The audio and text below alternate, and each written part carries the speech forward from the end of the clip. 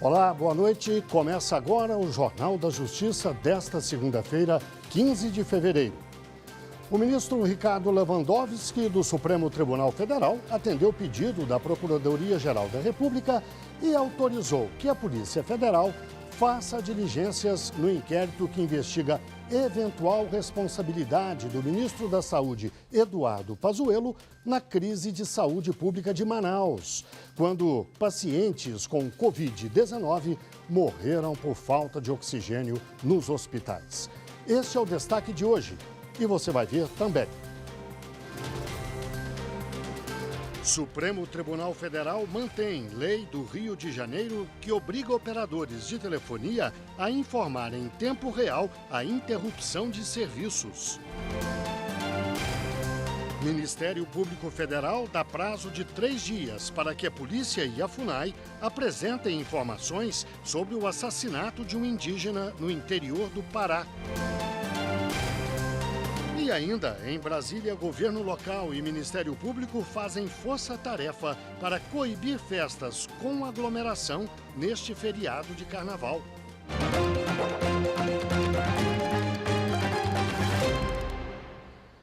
O ministro do Supremo Tribunal Federal, Ricardo Lewandowski, autorizou diligências da Polícia Federal em inquérito que investiga a conduta do ministro da Saúde.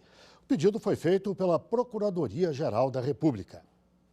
O pedido foi feito pelo Procurador-Geral da República, Augusto Aras. Ele destacou a necessidade de obter dados sobre os gastos com a aquisição e distribuição dos medicamentos cloroquina e hidroxicloroquina. No dia 25 de janeiro, o ministro Ricardo Lewandowski já havia determinado a abertura de inquérito para investigar a conduta do ministro da Saúde, Eduardo Pazuello, durante a crise na saúde em Manaus por causa da falta de oxigênio. No pedido de agora, o Procurador-Geral da República pediu que fossem autorizadas novas diligências para o aprofundamento das investigações relativas aos fatos que deram origem ao inquérito. Até agora, só o ministro Pazuello foi ouvido na investigação. O ministro Ricardo Lewandowski é relator das ações que questionam a atuação do Ministério da Saúde na compra de vacinas e na elaboração do Plano Nacional de Imunização contra a Covid-19. Ele acolheu os pedidos da Procuradoria-Geral da República e determinou o encaminhamento dos autos à Polícia Federal para a realização das diligências. O ministro Dias Toffoli, do Supremo Tribunal Federal, negou seguimento a um mandado de segurança preventivo em que o deputado federal Alexandre Frota, do PSDB de São Paulo, pretendia impedir a retomada de sessões presenciais na Câmara dos Deputados antes do fim da pandemia da Covid-19.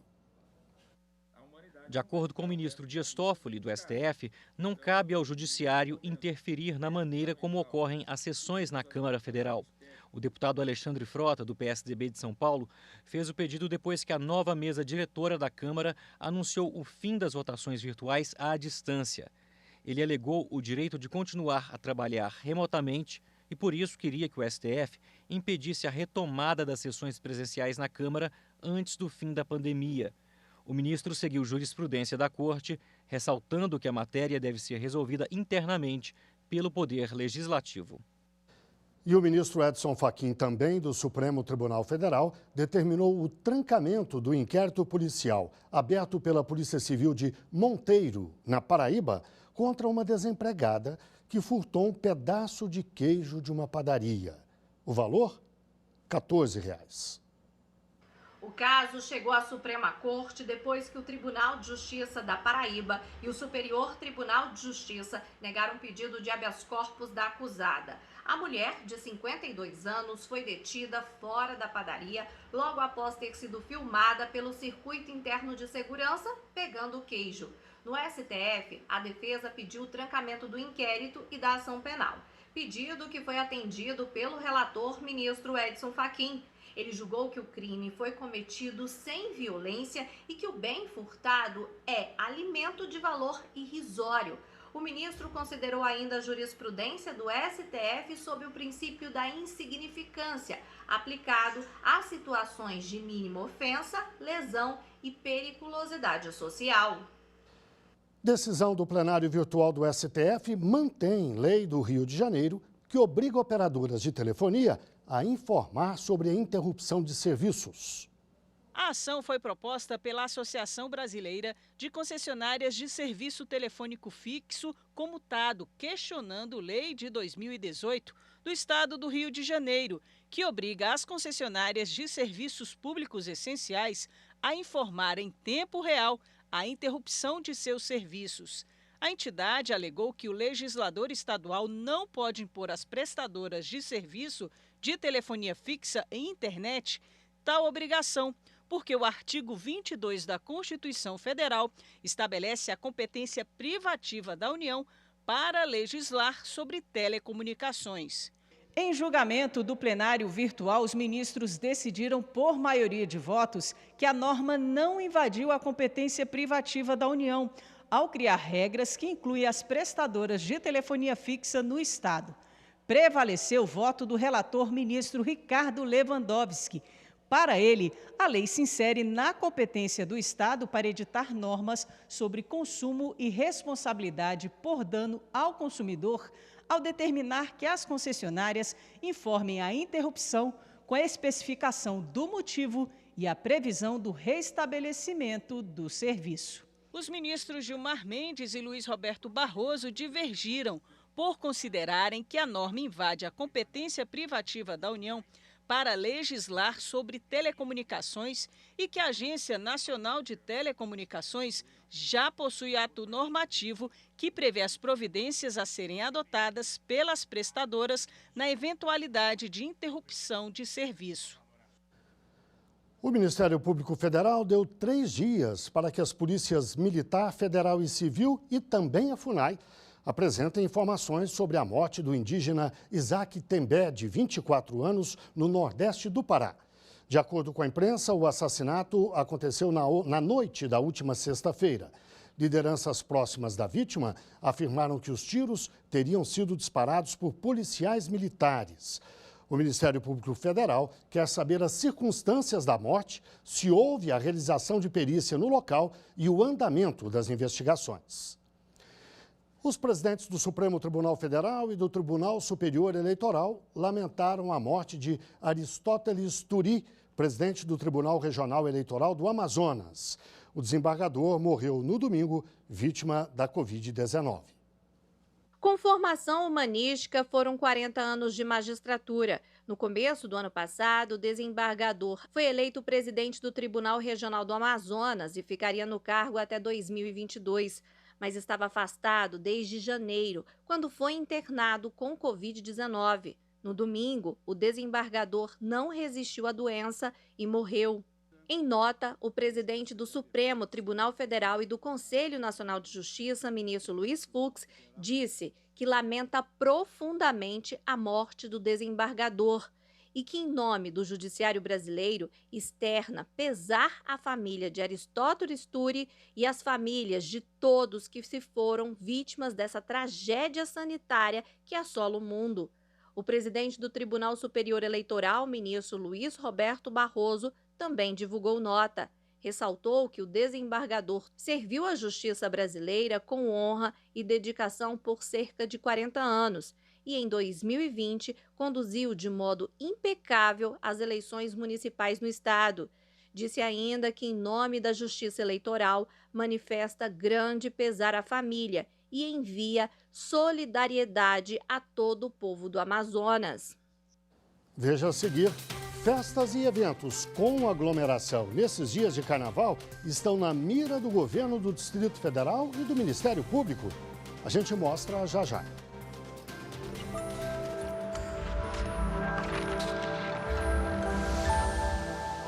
A Constituição da República de 1988 representou enorme avanço para a sociedade brasileira porque positivou inúmeros direitos fundamentais e fortaleceu as instituições para a preservação do Estado Democrático de Direito.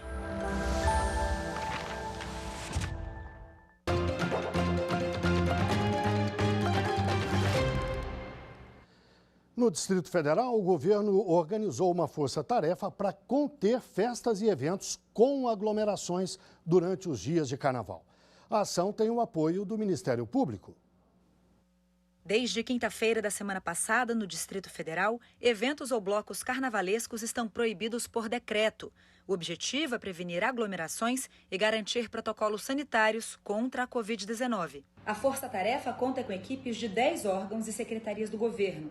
Em 5 dias, mais de 170 estabelecimentos foram visitados e 10% dos locais interditados. Quem descumprir o decreto, que vale até o dia 21 deste mês, pode responder por crime de infração sanitária e pagar multa de, no mínimo, R$20 mil. Para o coordenador da Força Tarefa no MPDFT, o procurador de Justiça José Eduardo Sabo, o objetivo é conscientizar a população e os comerciantes quanto às precauções e à adoção de medidas para o enfrentamento da Covid-19.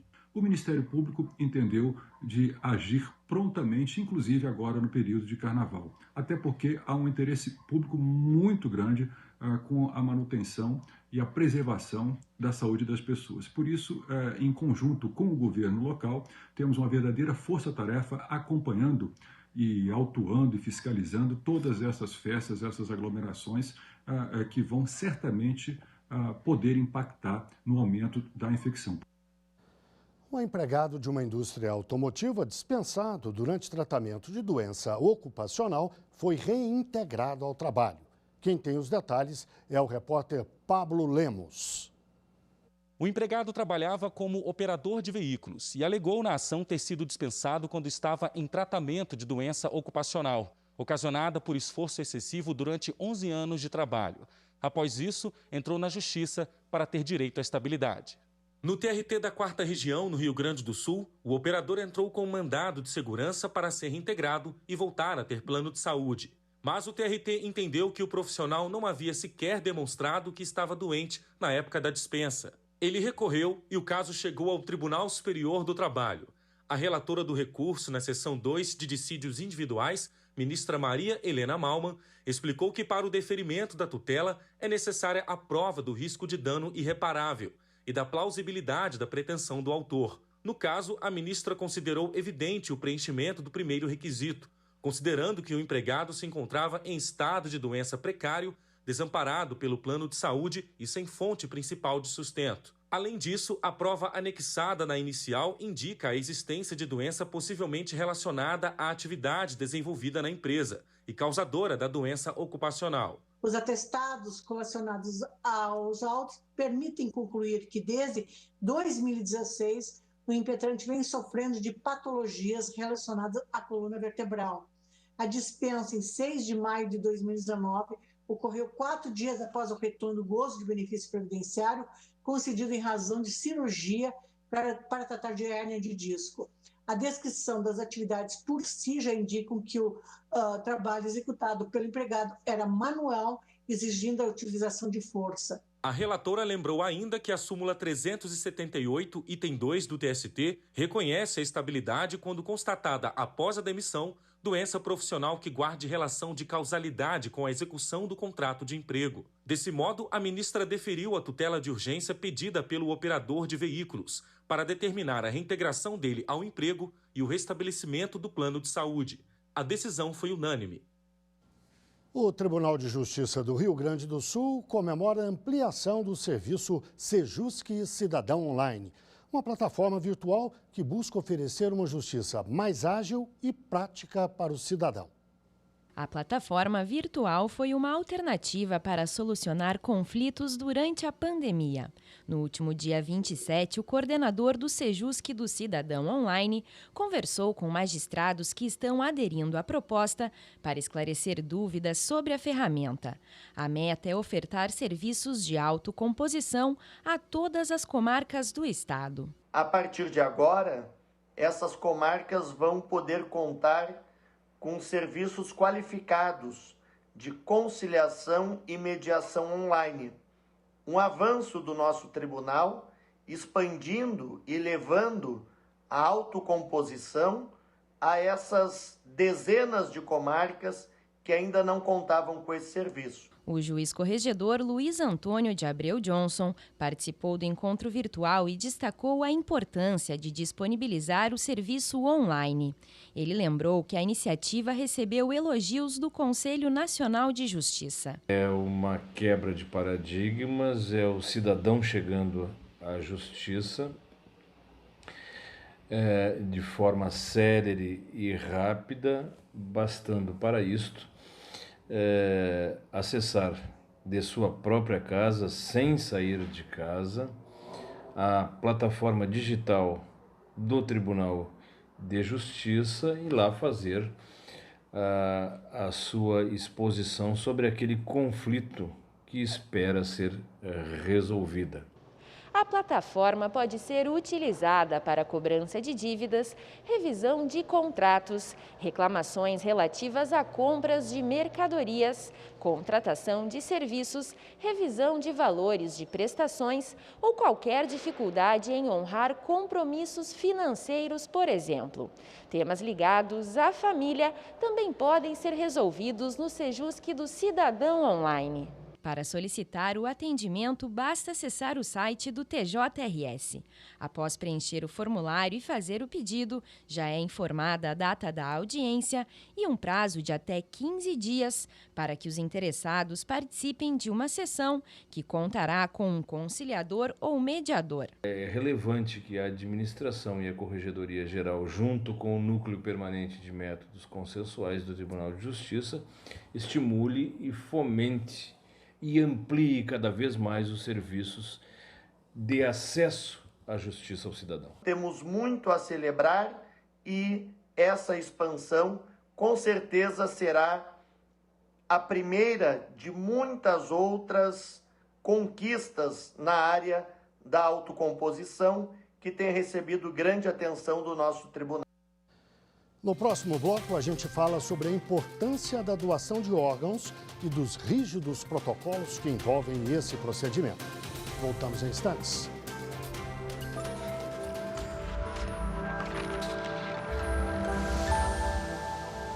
A Constituição Brasileira de 88 deve ser encarada como um marco civilizatório democrático da nação e também como um instrumento jurídico destinado ao exercício da liberdade e da satisfação plena das mulheres e dos homens brasileiros.